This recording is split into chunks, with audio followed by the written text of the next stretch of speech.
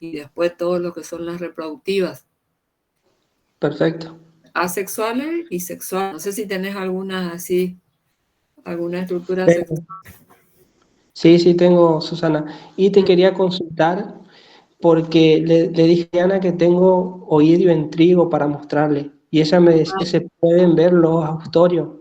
Que te pregunte a vos. ¿Puede ser? Y habría que ser si ella hace algunos cortes. Sí, sí, me comentó algo de eso. Sí, puede ser. Así, bueno, voy a probar y si no sale, les muestro. Sí, tendrían que ser unos cortecitos muy finitos y con alguna coloración, algo para poder ver. No sé, yo no lo Bueno, he visto, nunca hice preparado para ver. Sé que otra gente hacía acá, que trabajaba con estos grupos, está, perfecto. pero no, yo nunca trabajé con los oídios, ¿viste? Pero sé que hacían, ¿ves? Sí, ella me dijo que te pregunta a vos, digamos, por Lo ahí. que, lo que sí por ahí podés hacer, si querés ver apresorios, sí. Si tenés por ahí, no sé si tenés acérgula y, Sí, tengo hacer eso. y los conillos de Coletotricum, sí, que pueden Sí. germinar si vos los dejas en agua varias horas. Ujú. Ellos tienen con facilidad de formar los apresorios, al final, o sea, germina el conillo y al final forma el tubo, el apresorio. Eso sí puede ver, pero Bien. Austorio no sabría decirte bien. Ok, ok. Bien. Bueno, voy a atender una llamada acá y bueno, y de última empezamos nomás. Listo.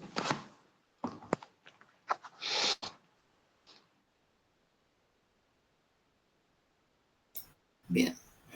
Bueno, me avisan ahí si se ve la pantalla. Bien.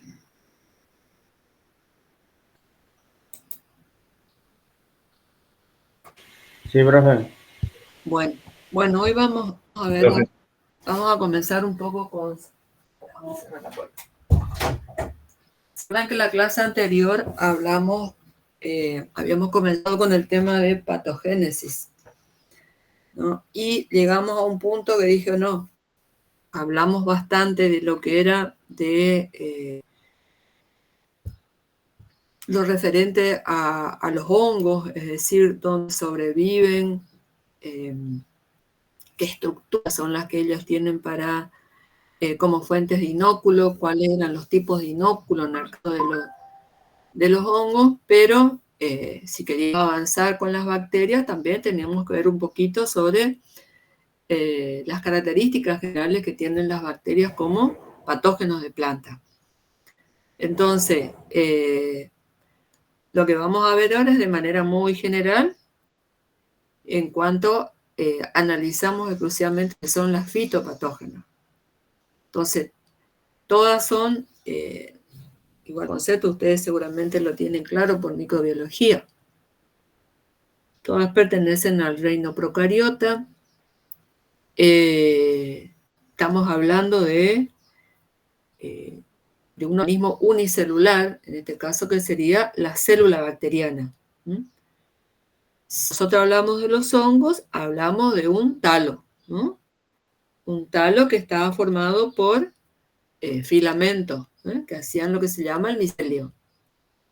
En el caso de las bacterias, es un organismo unicelular en la cual su estructura básicamente es una célula, ¿no? Que tiene la característica de ser una célula procariota. Entonces, lo que tienen es, no tienen ni mitocondrias ni cloroplastos, ¿no? Y su núcleo se encuentra disperso en el citoplasma, ¿no? En el caso de las bacterias, es importante hacer mención sobre su pared celular, ¿no? La pared celular que es la que le protege contra el medio externo, ¿sí? Y es importante la constitución de esa pared celular para las posibles reacciones que hay que hacer después cuando llega el momento de identificar, ¿no? Si la bacteria es gram positiva o gram negativa. Entonces, todos los que están, cuando hablamos de bacterias en general, entonces lo que está en este cuadrito son las diferencias, ¿no?, entre lo que es una célula eucariota, que serían los hongos, y una célula procariota, que serían las bacterias, ¿no? Igual, estos conceptos ustedes ya lo tienen bien claro, ¿no? Cuando hablamos de las fitopatógenas, tenemos que mencionar características en comunes que tienen estas bacterias. La mayoría son saprófitas facultativas, la mayoría tienen flagelos, es decir, son móviles, son gram negativas, no producen endospora, se reproducen por fisión binaria, y una característica que tiene, que les ayuda, es que tienen una alta tasa de multiplicación. Entonces eso hace que las infecciones bacterianas sean de una evolución rápida, ¿no? O sea, enfermedades que avanzan rápidamente. Entonces, cuando hablamos de la forma de las bacterias, consideramos que es una sola célula, las bacterias pueden ser en forma de bacilos, ¿no?, de manera general, cocos, y en forma de espirilo, ¿no?, espiralada. Si hablamos de las fitopatógenas, todas, en su gran parte, son bacilos o bastones. Y acá tienen, por ejemplo, las medidas en micra de ellas, ¿no? Son microscópicas. Entonces nosotros, cuando hacemos las observaciones al microscopio óptico, realmente no podemos diferenciar a ese bastoncito, sino que cuando nosotros hablamos de fitopatología, lo que hacemos referencia es el movimiento bacteriano. Entonces, en los aumentos que nosotros manejamos de nuestro microscopio óptico, que ronda entre los 400 y 600 por, difícilmente veamos a células individuales, sino lo que estamos viendo, hablamos del movimiento bacteriano. Hacemos referencia a esto considerando que la mayoría de las bacterias que afectan a las plantas son móviles, es decir, tienen flagelos. Dentro de la forma de cocos o esférica tenemos representantes fitopatógenos, y sí hay un ejemplo de representante fitopatógeno que es que tiene la forma escalada, ¿no?, que en este caso corresponde al género Streptomyces. También hay, dentro de estas fitopatógenas, hay algún pequeño grupo que tiene forma de bastón mórfico, ¿no? Entonces ya vamos a ver cuál es el que presenta esta característica.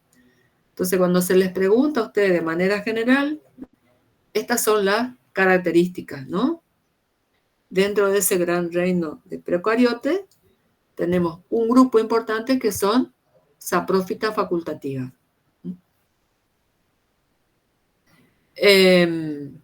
Cuando hablamos de las bacterias, entonces, fitopatógenas, dijimos que eran móviles.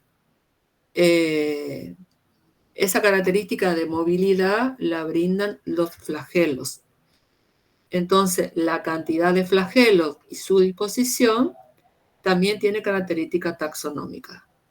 Entonces, podemos tener las monótricas, que son solo flagelos, lofótricas, un mechón de flagelo en un extremo, anfítrico, uno en cada extremo, y perítricos son aquellas bacterias que tienen flagelos en todo alrededor de la célula, ¿no? Entonces, esto es importante, ¿no? La forma, la cantidad de flagelos tiene importancia taxonómica. Y respecto a la pared celular, habíamos dicho que esa pared celular, en el caso de la célula bacteriana, que es una célula muy simple, rodeando a la pared celular, a veces hay una capa mucilaginosa, ¿no? Es importante eso porque esa le brinda cierta protección a la célula en el medio en el cual ella se encuentra. Y si hablamos, o sea, tanto la cápsula como la pared, la constitución de ellos básicamente son polisacáridos. ¿Qué otra cosa tenemos que diferenciar cuando hablamos de este grupo, ¿no?, de bacterias fitopatógenas? Entonces, por un lado tenemos a las bacterias propiamente dichas, que se puedan aislar in vitro y que son saprófitas facultativas. Y por otro lado tenemos un grupo de bacterias que las consideran bacterias obligadas. Es decir, significa que no se pueden cultivar in vitro. Entonces, dentro de ese grupo podemos tener a los fitoplasmas y por otro lado a los espiroplasmas. Entonces, dentro de ese reino procariota, diferenciamos a las bacterias que son saprófitas facultativas, que son las que causan la mayor parte de las enfermedades en las plantas, y después se pueden aislar in vitro. Es decir, de la planta lo puedo sacar a un medio cultivo. Y tenemos otros que son considerados obligados porque no se pueden cultivar in vitro, y que por un lado están el fitoplasma. El ejemplo típico de fitoplasma es la enfermedad que se llama el HLV, que es la enfermedad que produce esa enfermedad tan importante que es en los cítricos, ¿no?, en la cual el agente causal recibe el nombre de Candidatus y tiene un vector, que en este caso es la diaforina citri. Y por otro lado, dentro de los espiroplasmas, tenemos el otro caso que quizás ustedes me conocen, que es el achaparramiento del maíz, ¿no? Este caso también es una bacteria que también tiene un vector, en este caso el Dagulus maíz. Entonces, estos grupos de bacterias obligadas, según algunos libros, en algunos autores, lo agrupan como dentro del grupo los molicutes. Entonces, estos molicutes no tienen pared celular, solo tienen una membrana, son obligados, se encuentran en el floema y son transmitidos por insectos.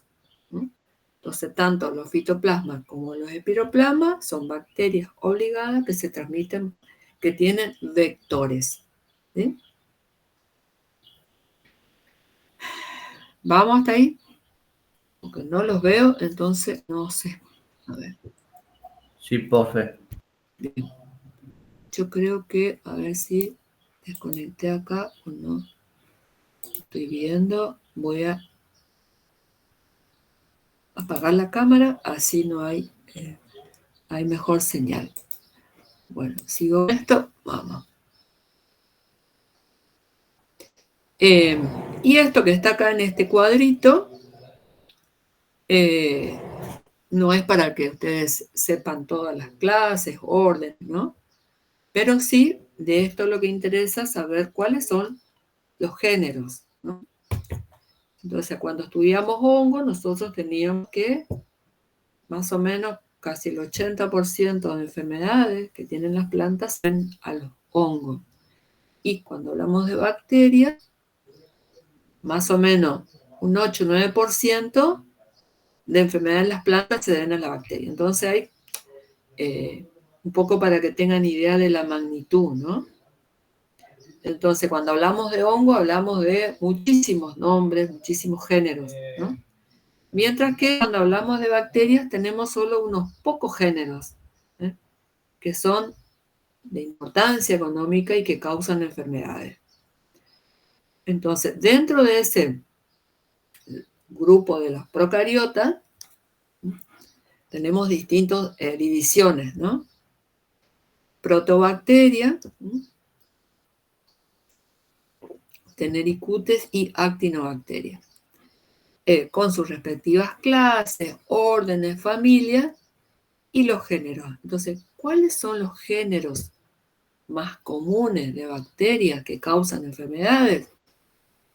Y principalmente Agrobacterium, Ralstonia, Xanthomona, Pseudomonas, Erwinia, Corynebacterium. Estos que yo mencioné son los más comunes, los que son que vamos a ir mencionando en distintos ejemplos. Sin embargo, han aumentado en los últimos años nuevos géneros, han aparecido nuevos géneros, pero que se deben principalmente a reubicaciones, ¿no? Y creación de nuevos géneros, por así decir. Entonces, por ejemplo,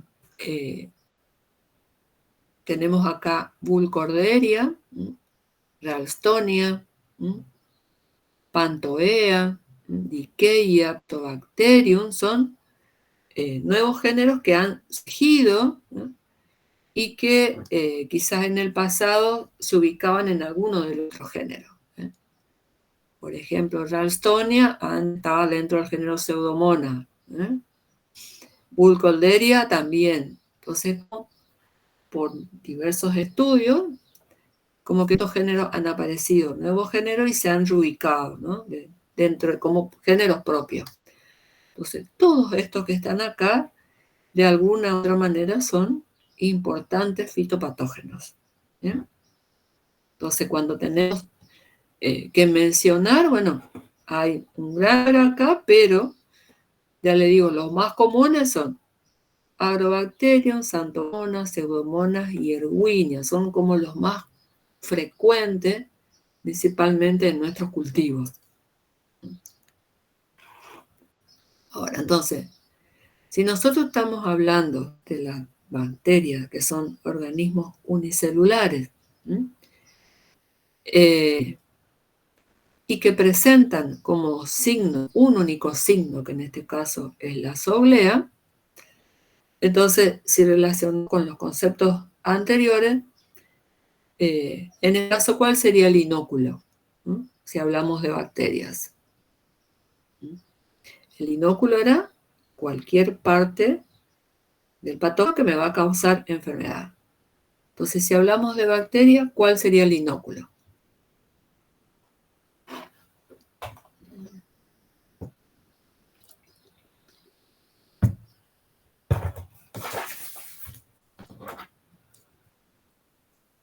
Te pregunto.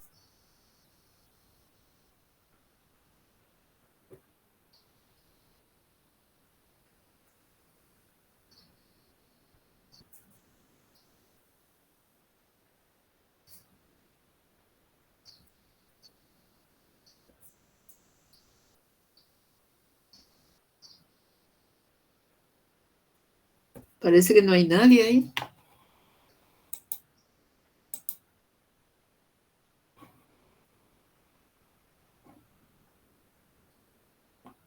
Nadie responde.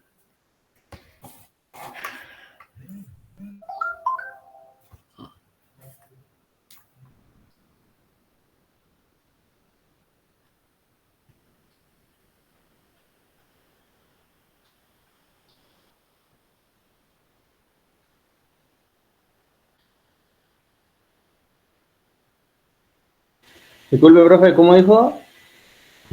Me parece que nadie está escuchando la clase, ¿eh? Yo estoy callada. Pregunto.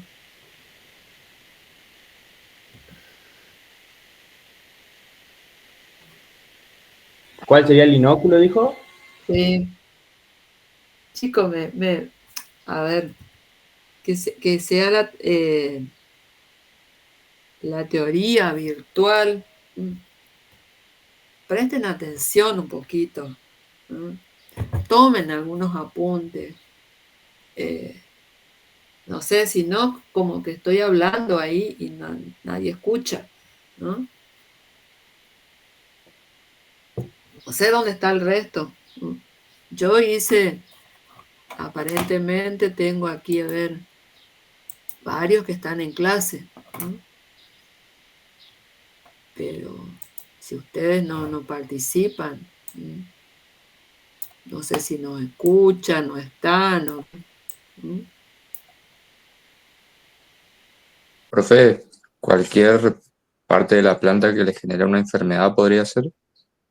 Sí, exactamente, eso es el inóculo, ¿no? En este caso, bueno, pero en este caso la bacteria, ¿cuál es el inóculo? Profe, ¿no es el exudado bacteriano, puede ser o no? Puede ser. ¿Qué más?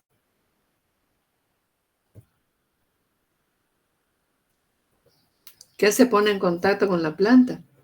Aparte del exudado.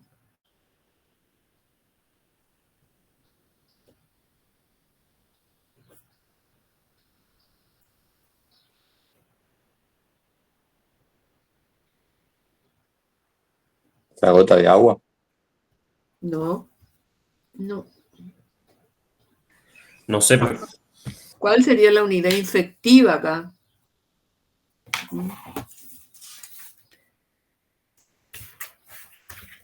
¿Qué sería en este caso? A ver, si yo le digo, ¿qué es una bacteria? ¿Cómo está constituido? y es una célula procariota. Una célula. Bueno, entonces, ¿qué es lo que se va a poner en contacto con la planta? Puede ser el exudado. ¿Y qué más?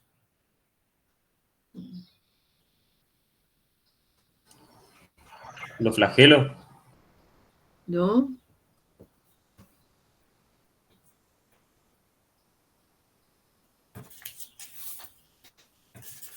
A ver, vamos a ser más simple. Entonces, el inóculo era cualquier parte del patógeno que va a causar la enfermedad. ¿Qué es lo que llega a la planta? Puede llegar el exudado, ¿no? O van a llegar varias bacterias ahí en una gotita de agua. Pero en este caso, y esto es un punto que ya lo vimos cuando hablamos de signos. Entonces, cuando hablamos de signos, era en el caso de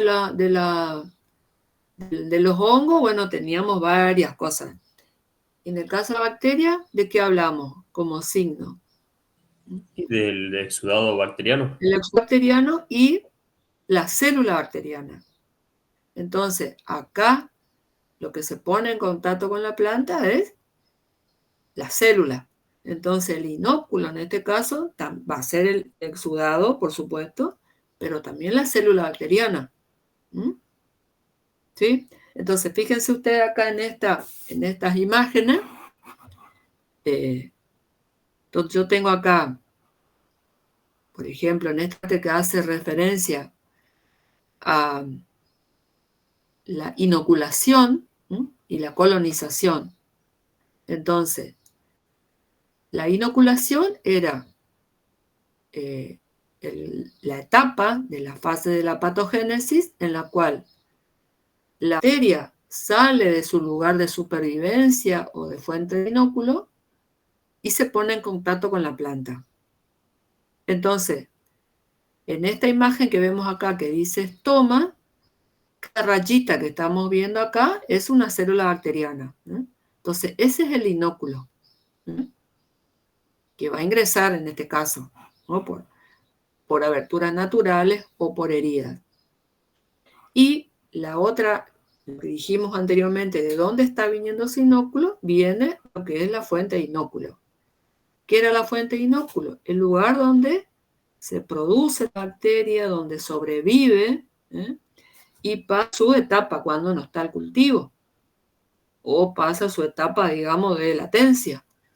Entonces, esa etapa que nosotros hablamos de fuente de inóculo, también podemos hacer referencia, como dice acá, supervivencia o sobrevivencia, independientemente como ustedes vean en los libros.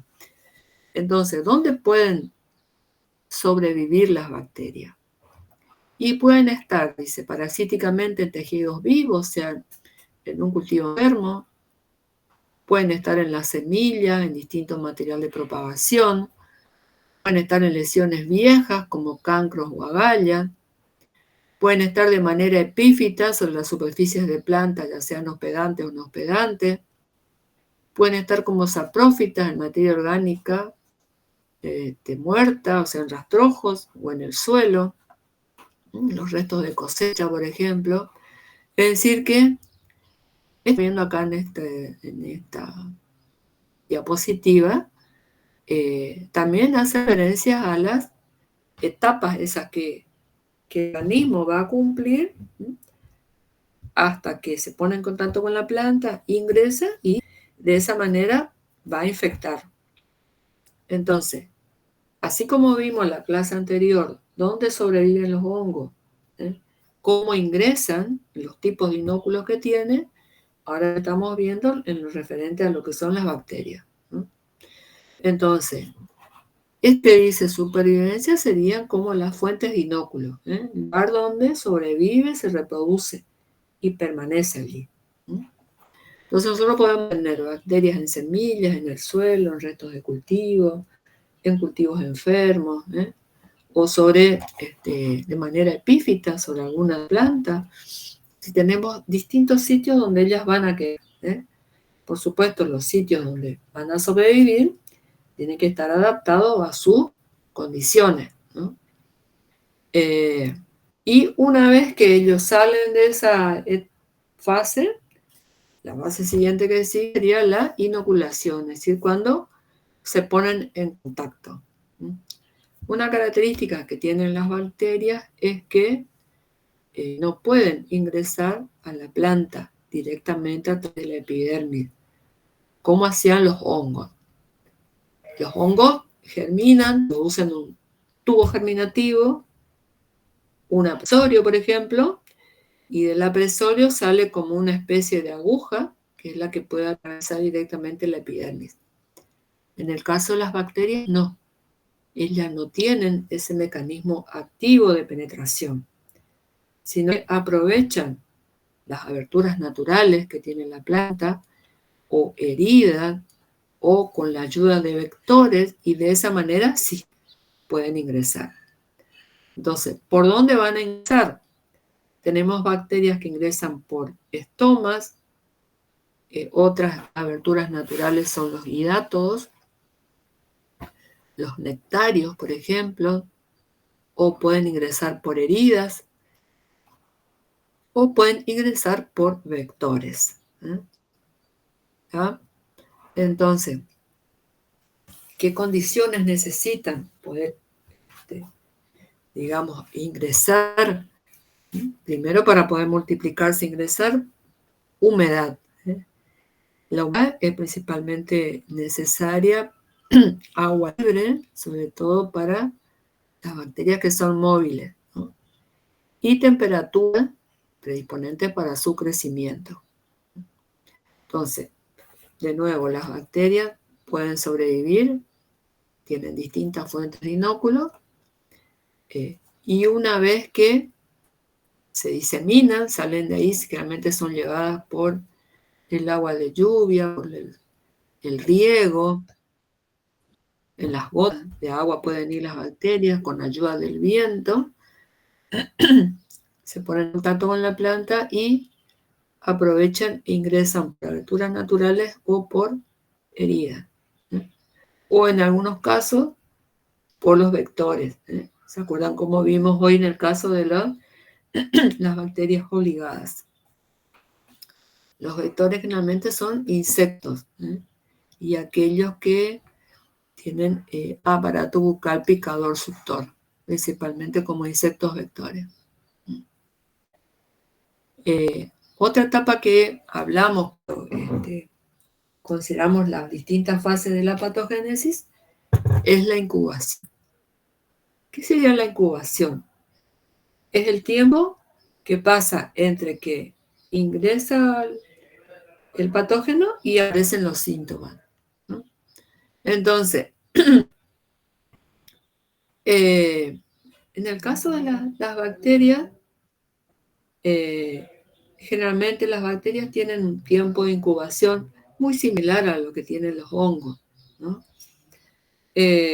Más o menos tardan hay bacterias que son, digamos, de acción rápida, es decir, que 24, 48 horas ya es suficiente para que aparezcan los síntomas. Y hay otras que tienen, por ejemplo, un tiempo de incubación más prolongado, es decir, pasan a causar enfermedades subagudas entre 15 días, 20 días. Y también tenemos casos de bacterias en las cuales el tiempo de incubación es prolongado, dura mucho tiempo. Y en este caso tenemos bacterias que son crónicas. En el caso de las bacterias, la mayoría dice, acuérdense, siempre vamos a hacer referencia a eso, ¿no? Haciendo a la mayoría de las bacterias, ¿no? No consideramos porque tenemos por un lado las bacterias que eran saprófitas facultativas y por otro lado las obligadas. Nos focalizamos principalmente en las que son saprófitas.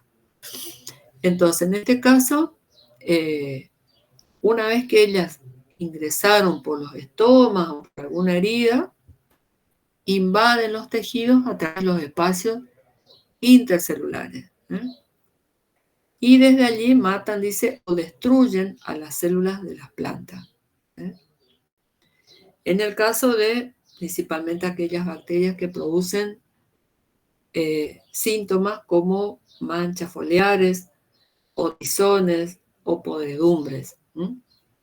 También tenemos algunas bacterias que son vasculares, es decir, que pueden invadir tanto el xilema como el floema. Las bacterias, dice, se mueven en la planta de manera pasiva. La mayoría pierde sus flagelos dentro de la planta. Y aquí, por ejemplo, podemos ver unas imágenes en las cuales nosotros podemos diferenciar que una característica de las lesiones, del tipo de lesiones que causan las bacterias, por lo general tiene siempre ese aspecto húmedo, ¿no? Como si fuera aceitoso.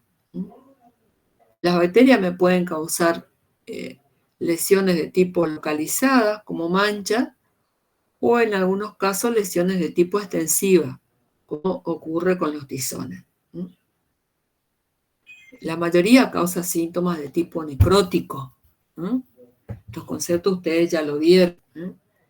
Entonces, cuando hablamos de la bacteriosis y la enfermedad que causan las bacterias, podemos tener algunas que son de tipo necrótico, tenemos bacteriosis que son vasculares, es decir, cuando invaden el tejido vascular, y tenemos bacteriosis de tipo hiperplástica, como en el caso de los síntomas causados por la agalla, ¿no? La agalla del cuello de las plantas.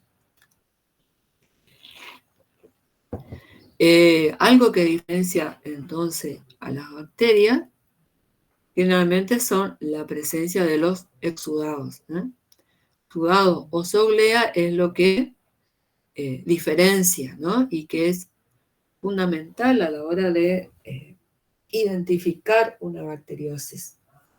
Tanto los hongos como las bacterias me producen síntomas semejantes. Hablamos de manchas, tizones, podredumbres, marchitamiento. Pero en el caso de las bacterias en las cuales ellas desarrollan su zooglea, el exudado no siempre es visible en condiciones de campo. Entonces, tiene que haber condiciones óptimas, alta humedad del ambiente para poder ser visible ese exudado. Entonces, en condiciones extremas sí podemos ver, sobre todo en horas de la mañana temprano, pero no es como los signos de las micosis, sí, los podemos visualizar. Entonces, ¿qué nos significa esto? Que cuando uno tiene que diagnosticar enfermedades y estamos en la sospecha de que pueda tratarse una bacteriosis, uno tiene que asegurar. Entonces es fundamental sacar ese material que se sospecha que puede ser de bacteria, llevar al laboratorio, hacer las observaciones y si no directamente colocar en cámara húmeda, ¿no? Y esperar que se manifieste ese exudado.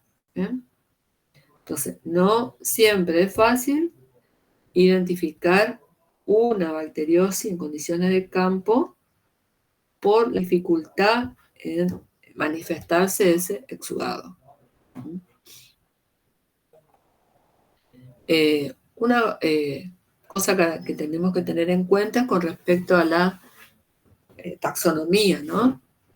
Cuando hablamos de las bacterias, generalmente se puede usar el sistema binomial, pero en el caso de ellas se puede usar también un sistema trinomial.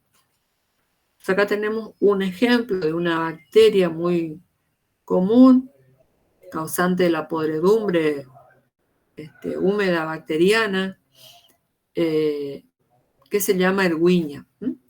Entonces Erwinia es el género, Carotobora la especie, y la subespecie en este caso sería otra vez Carotobora.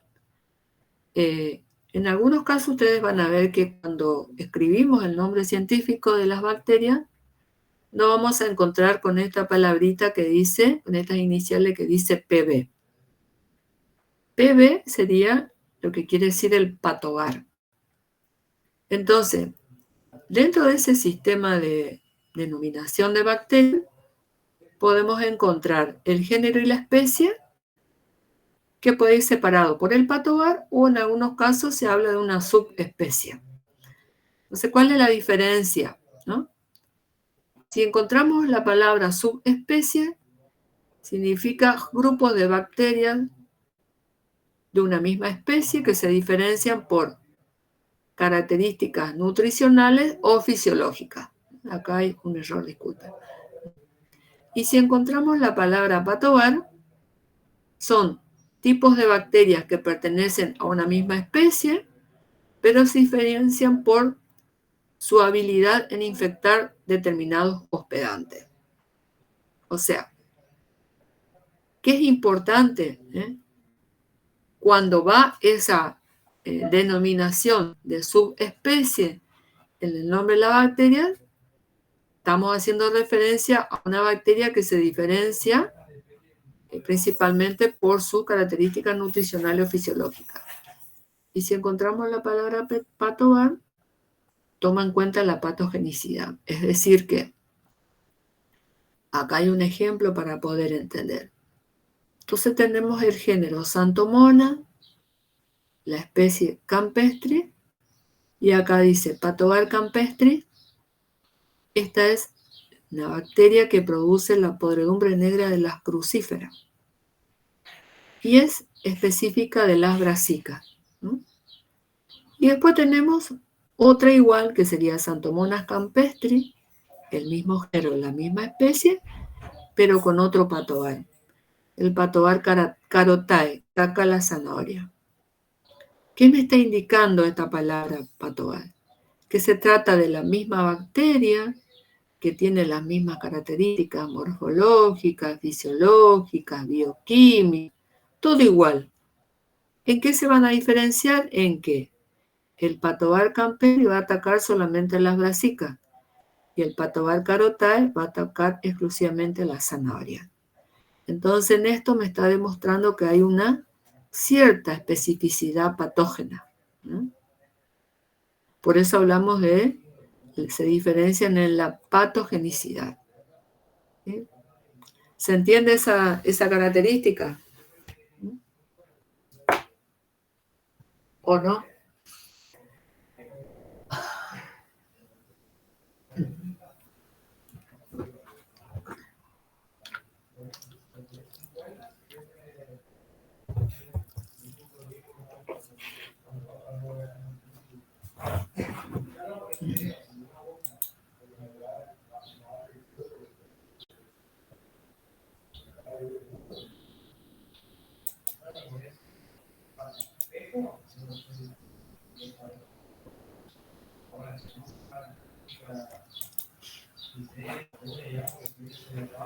Parece que no responde nadie, no escucha a nadie, chicos, así no vamos a dar más teoría.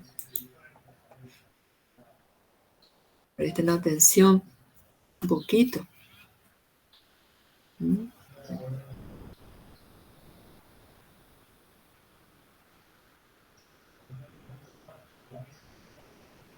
Sí, se viene entendiendo bien.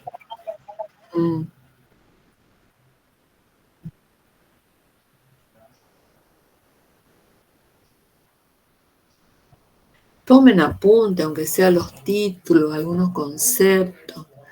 Después se les pregunta en el examen y no saben estas cosas básicas.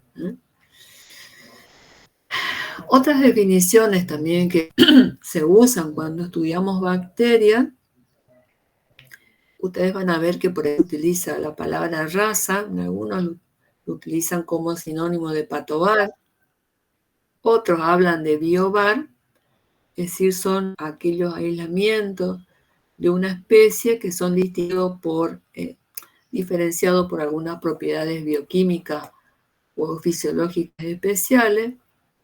Y después también se habla de la palabra cepa, es decir, son aislamientos de una especie de bacterias que son definidos por su agresividad o virulencia, ¿no?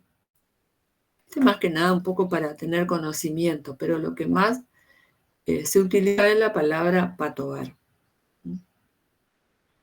Entonces, dentro de las enfermedades causadas por bacterias, tenemos una que es una bacteriosis vascular, que es el cancro bacteriano del tomate. El agente causal se llama Clavibacter michiganensis, subespecie michiganensis. Fíjense que acá tenemos un ejemplo, ¿no? Entonces, seguramente hay Clavibacter michiganensis con otra subespecie. Entonces me está queriendo decir que esta especie michiganensis se diferencia por características fisiológicas o nutricionales dentro de lo que es esa denominación que tiene. Esta enfermedad es una enfermedad importante que está presente en todas las zonas productoras de tomate del mundo. Principal hospedante es el tomate. Fíjense acá en la distribución mundial que tiene. Y en nuestra zona, generalmente, la zona de NEA, la zona de NOA también, es una enfermedad común, ¿no? Todos aquellos lugares donde se cultiva tomate va a estar presente. Es importante principalmente en invernadero. El principal síntoma que tiene es marchitamiento y muerte de las plantas. Por eso lo clasificamos como una enfermedad necrótica, pero en este caso clasificada como bacteriosis vascular. Puede estar las plantas en poco tiempo y las pérdidas que ocasiona varían, ¿no es cierto?, con el año, la ubicación, el cultivar y el estado fenológico, ¿no?, en el momento en que la planta es afectada. ¿Cuáles son los síntomas que presenta esta enfermedad? Entonces, por un lado, nosotros podemos tener un marchitamiento que aparece en algunos folíolos de un lado de la hoja, y también presenta otros síntomas como son los cancros, en los tallos y pecíolos. Y también presenta otros síntomas como ser los frutos. Entonces es una enfermedad compleja que tiene diferentes tipos de síntomas. Y los síntomas, por supuesto, van a ser variables, depende del momento de ataque, ¿no? Entonces, el más importante es como el nombre hace referencia al nombre de la enfermedad, que son los cancros. Entonces acá tenemos un marchitamiento, es decir, que nos damos cuenta que la planta pierde turgencia, pero aparece en una parte de la planta. Se llama marchitamiento unilateral. Luego unos pocos folíolos comienzan a secarse. Por supuesto, a medida que va avanzando la enfermedad, toda la planta termina muerta. Y en los frutos, aparecen en los frutos verdes, aparecen estas manchitas acá, necróticas, que pueden estar rodeadas de un halo de color blanquecino y que vulgarmente se conoce como síntoma mancha ojo de pájaro. Y en las ramas de la planta de tomate aparecen como estas rajaduras, ¿no? como así como que estuviera roto. Y a eso se lo llama cancros. No son cancros verdaderos, porque cuando hablamos de síntomas necróticos y hacíamos referencia a los cancros propiamente dicho, se referían a lesiones, rajaduras profundas en los troncos de los árboles leñosos. Acá en este caso también no hay un leño propiamente dicho, pero sí aparecen esas lesiones así, que se le llama vulgarmente cancro, que pueden aparecer tanto en los tallos como en los pecíolos. Estos síntomas, dice marchitez y necrosis que nosotros podemos ver, que aparecen en un lado de la planta, de los folíolos. Y a esto se le llama marchitamiento unilateral. Esto es importante cuando tenemos que hacer el diagnóstico de esta enfermedad, porque en el tomate nosotros vamos a ver que tenemos otros marchitamientos. Hay hongos que producen marchitamiento y hay otros géneros de bacterias. Entonces, entendemos por marchitamiento una pérdida de turgencia. En este caso, para reconocer esta enfermedad en el invernáculo, ese marchitamiento es solo una parte de la rama, en este caso, como acá. Por eso se llama unilateral.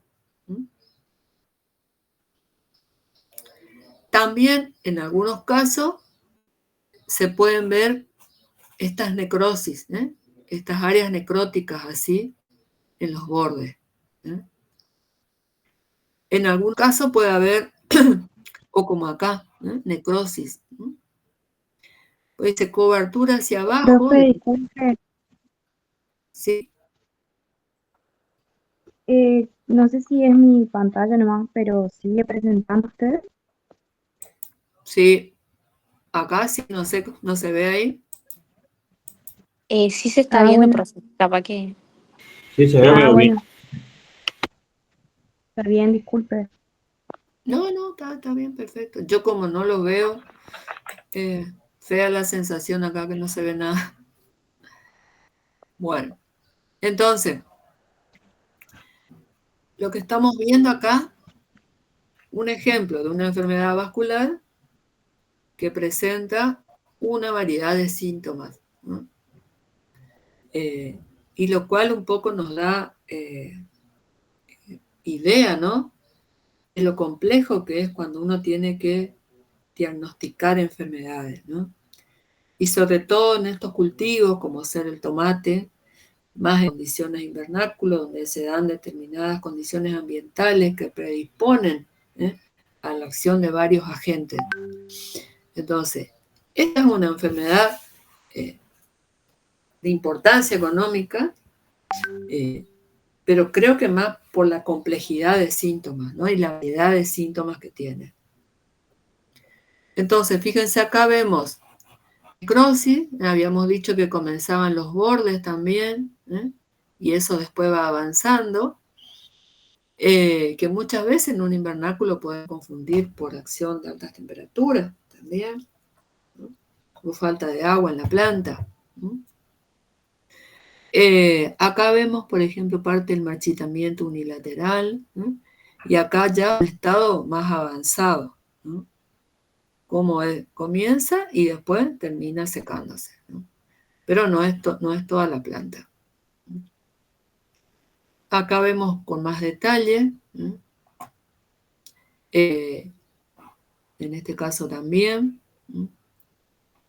Entonces, cuando uno va al invernáculo y se encuentra con estas condiciones, tiene que ser muy cuidadoso a la hora de hacer un diagnóstico, ¿no?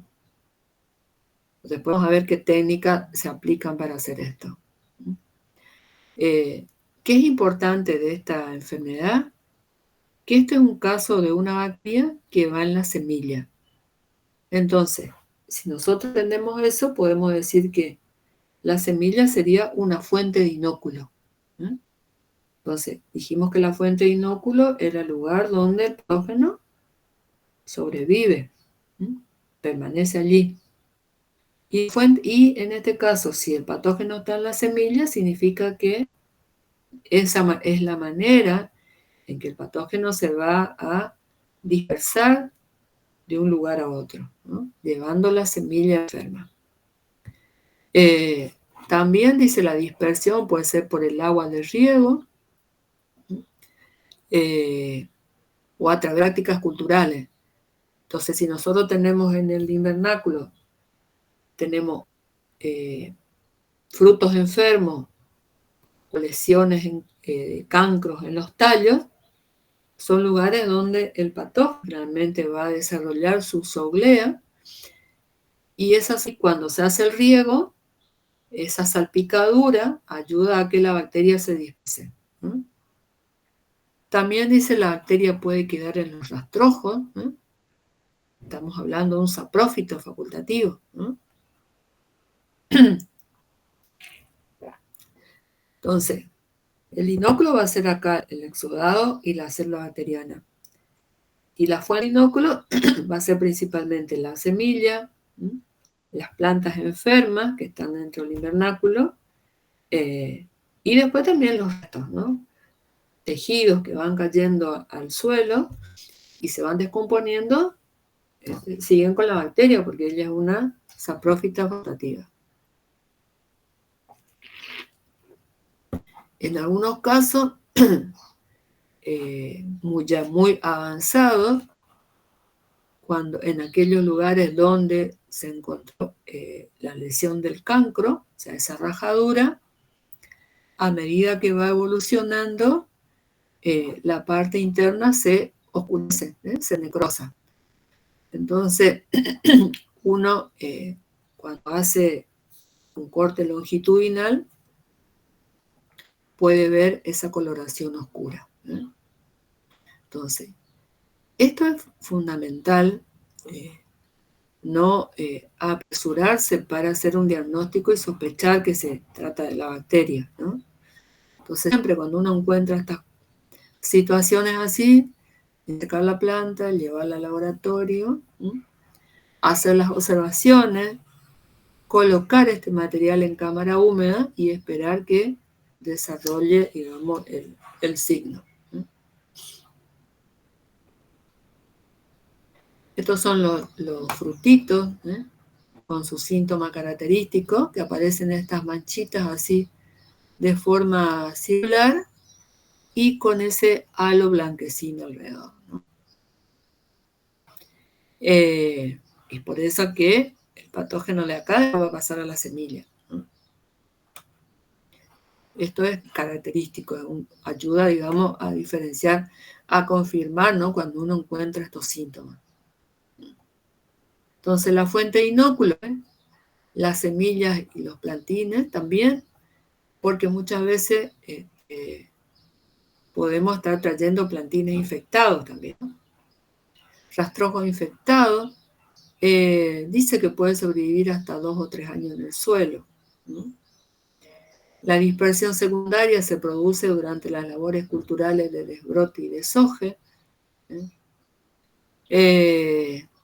También cuando uno hace esos, maneja los cuchillos, las tijeras que vamos haciendo, en esa, si el patógeno está en el sistema vascular, parte de esa savia infectada también está llevando la bacteria. Y de esa manera yo también, si no desinfecto esas herramientas, de alguna manera estoy llevando hacia otra planta, ¿no?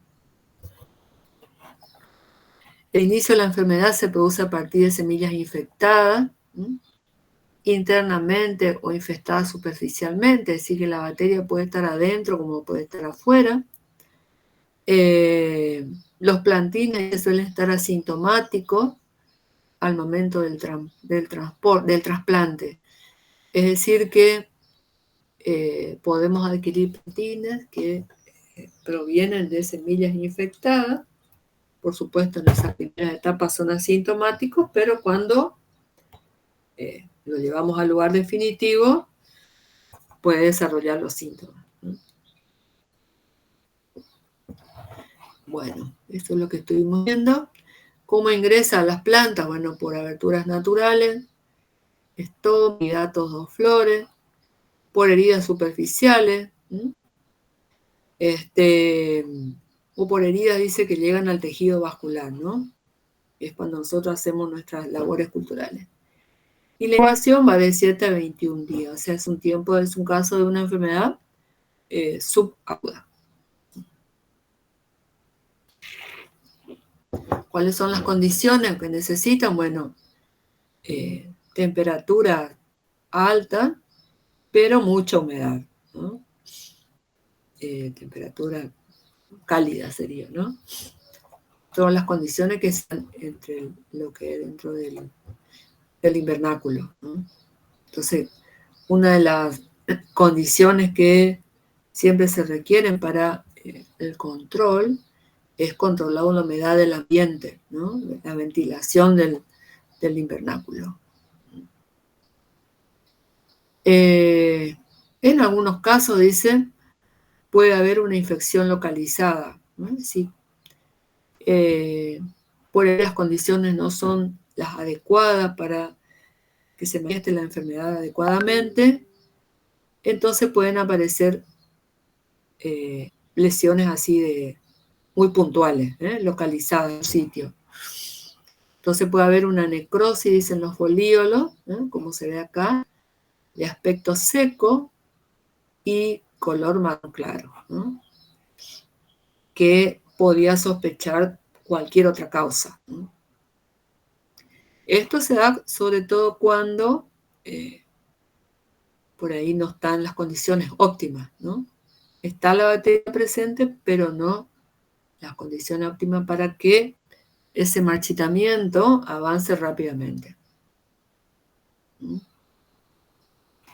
En el caso de una infección sistémica, ¿no?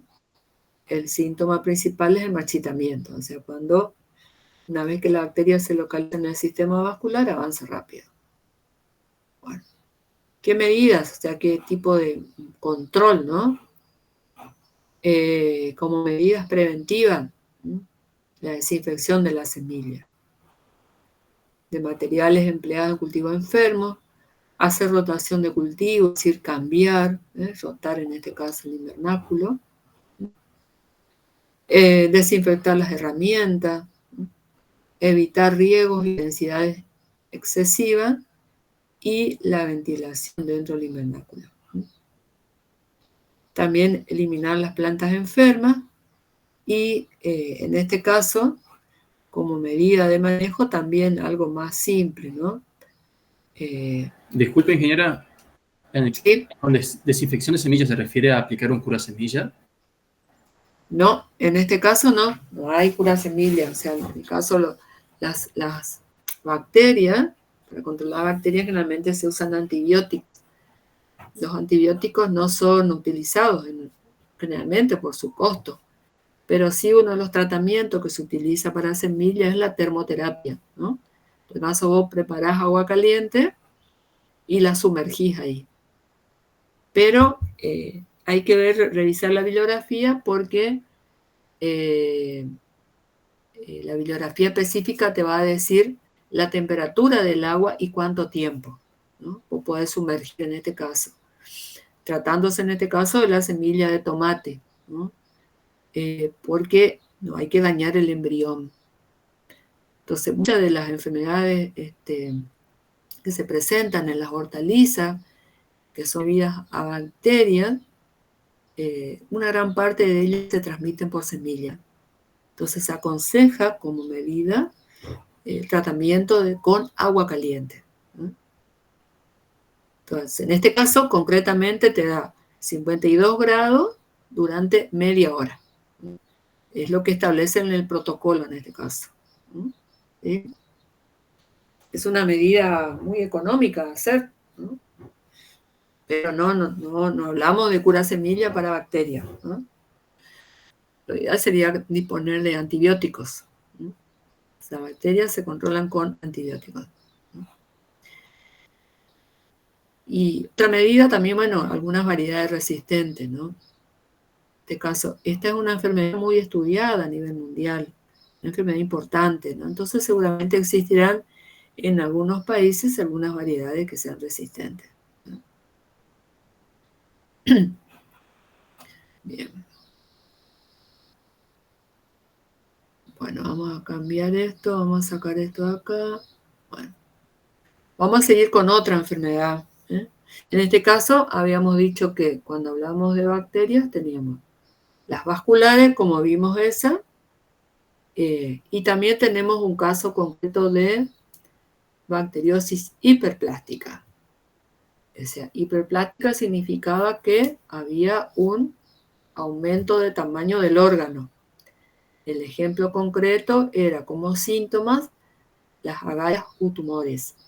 Y en este caso mencionamos a esta enfermedad como el ejemplo más típico, ¿no?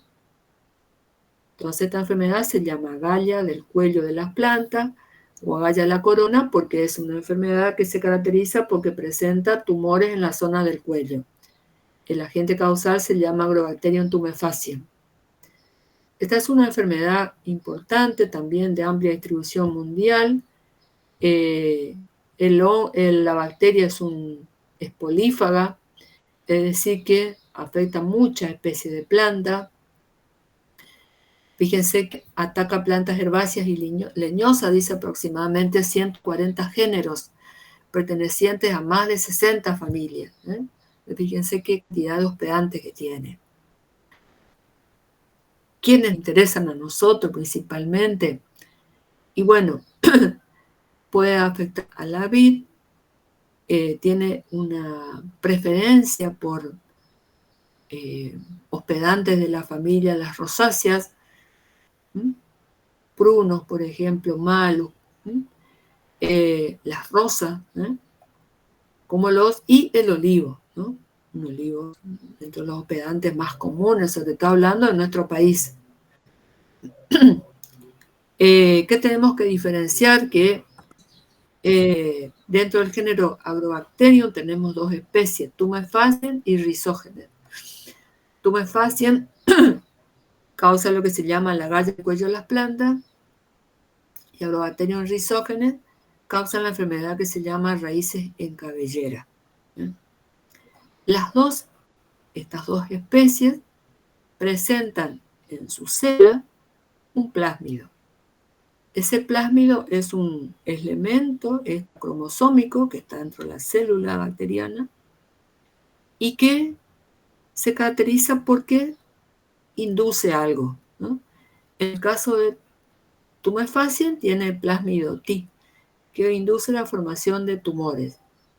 Y en el caso de Rhizógenes, posee el plásmido Rhi, que induce la proliferación descontrolada de las raíces. Entonces, por eso se llama raíces en cabellera. ¿Cuál nos interesa a nosotros? Agrobacterium tumefaciens.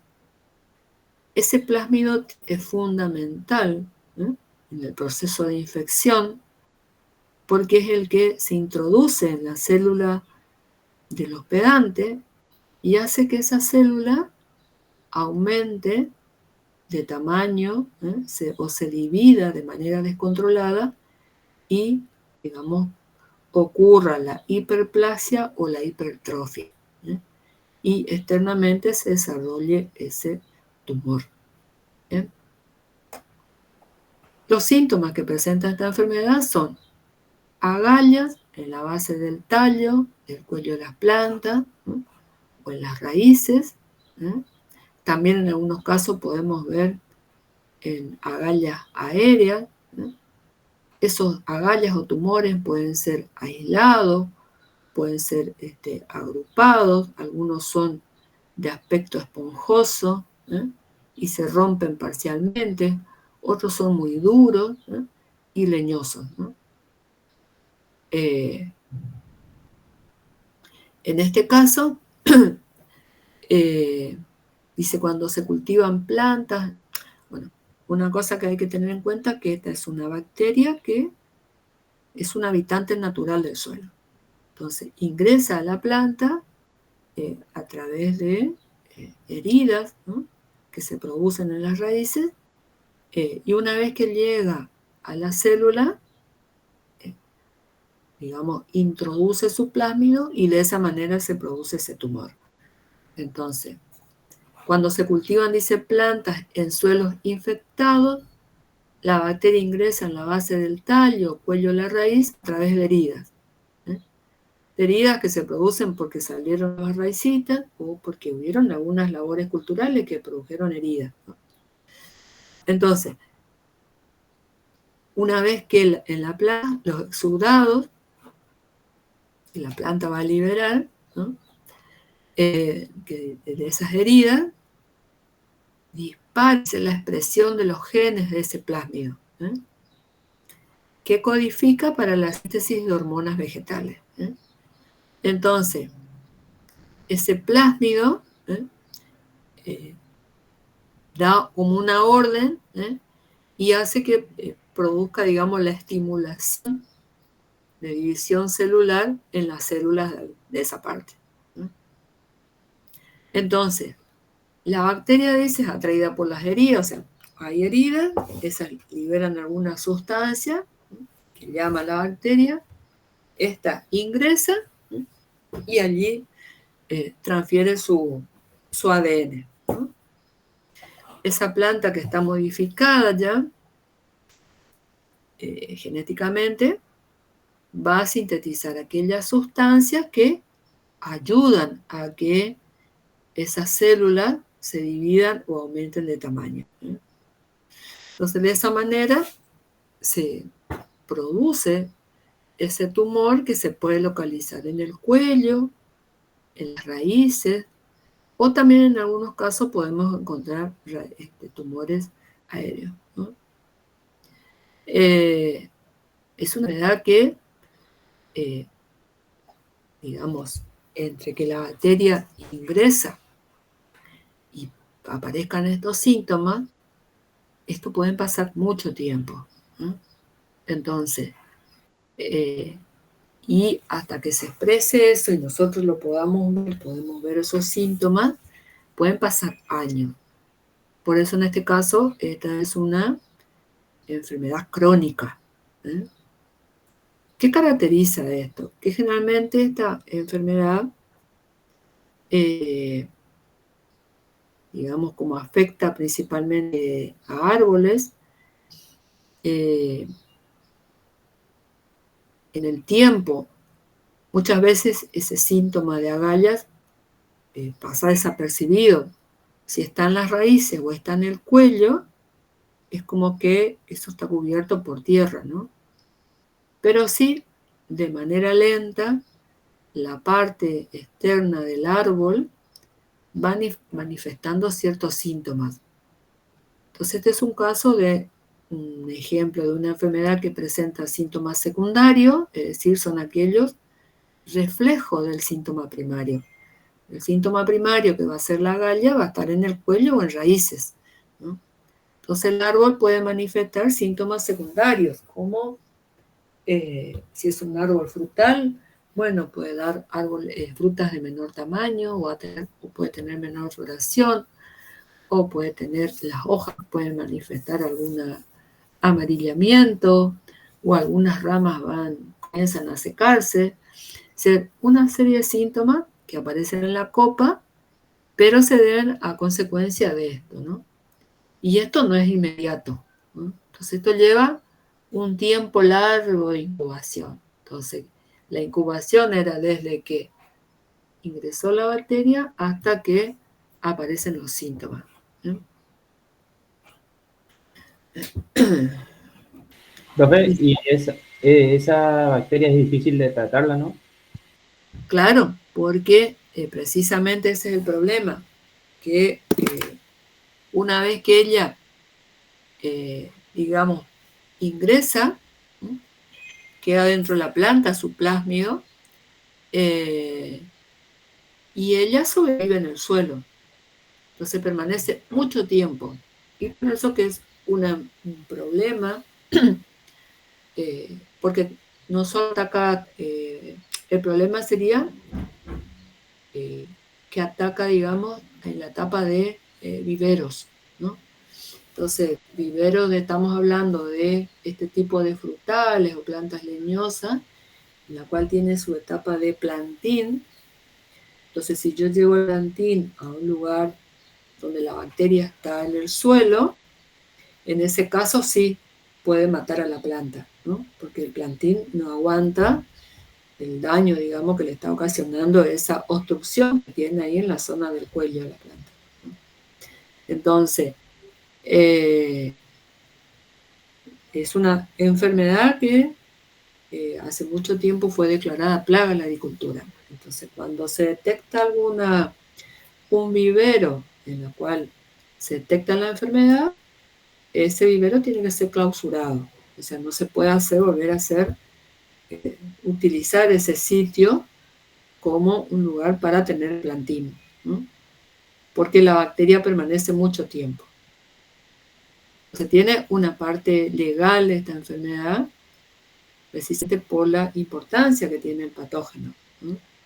Y porque también es polígamo. Entonces, hay que tener cuidado, ¿no? con esta bacteria, ¿no? No hay manera de controlar. ¿Bien? Profe, le quería hacer una pregunta. Sí. ¿Sí o sí la bacteria tiene que ingresar o ingresa siempre por el cuello de ahí Y del ingresa siempre tronco? por raíces. Ah, bien.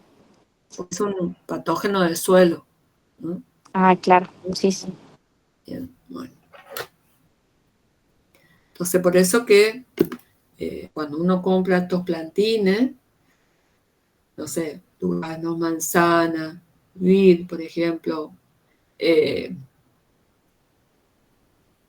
y que tiene algunos plantines, algunas especies forestales también, siempre hay que controlar de dónde procede, ¿no? Siempre nos dicen, ¿no? Controlar, comprar material que tenga una sanidad asegurada, ¿no? Que esté controlada, ¿no? Porque ocasiona, y una de las los pegantes que es muy, muy sensible son las rosas, ¿no? Las rosas principalmente tienen la particularidad de que aparezcan agallas aéreas, es decir, sobre las ramas, las partes aéreas pueden aparecer esas agallas. Bien. La bacteria se sobrevive en el suelo por varios años, dice usar plantas sanas en suelos no infestados, ¿eh? En suelos infestados, reducir el daño mecánico en raíces y cuello, controlar los insectos del suelo, en viveros desinfectar el sustrato. Bueno, esa es una opción, ¿no? Hacer por algún tipo de desinfección, por algún medio físico, un medio químico. En algunos países dice aconsejan rotaciones cada 3 años y solarizar en lugares donde están las plantas enfermas. En algunos casos dice, sobre todo cuando se trata de algunos árboles valiosos, se pueden hacer algún tratamiento quirúrgico. En ese caso, se corta el tumor, se hace como una especie de operación, se saca con cuchillos, y en esos lugares donde se hace, digamos, se sacó, se hacen algunos tratamientos, ¿no? Con algún antibiótico, en este caso es estreptomicina y cobre, ¿no? En ese sería un caso muy, muy puntual, ¿no? Recién se manifiesta la enfermedad y bueno, queremos ver la manera de rescatar el árbol por, vaya a saber alguna razón. Bueno, uno puede hacer como sacar el tumor e inmediatamente hacer algún tratamiento, ¿no? Bueno, y tratamientos preventivos consisten en sumergir las raíces al trasplante en una solución de estreptomicina y cobre, ¿no? Que sería como una medida, digamos, de control. Bien. Bueno, hasta acá vamos a llegar con esto. Voy a cerrar acá esto, cierro esto acá y me vengo acá. Bien, entonces, hoy vimos así de manera muy general un poco lo que son las bacterias, dónde viven, cómo ingresan, y los tipos de bacteriosis. Y nos quedaría ver un ejemplo de alguna bacteriosis parenquimática. Yo no sé si está Diego por ahí, o ya salió. Se tuvo que retirar, dijo profe. Ah, bueno, entonces... Ahí mandó mensaje en el grupo. Bueno, posiblemente él les va a dar, o no sé si ya les dio la mancha angular del algodonero, ¿no? No. No, Vale. profe. Entonces, ahí en ese caso es un ejemplo de una bacteriosis parenquimática o necrótica también, ¿no? Entonces, él les va a desarrollar toda esa enfermedad que creo que va a ser con un práctico, ¿no? Entonces, estamos viendo un ejemplo de cada uno, ¿no? Pero, más que nada, yo lo que traté de hacer hincapié es que ustedes vayan viendo, ¿no? Lo que es ir relacionando, ¿no? Dónde, qué, cómo ingresa y cómo y cuáles son las maneras, cómo actúa ese patógeno, ¿no? Estamos. Vamos a dejar acá.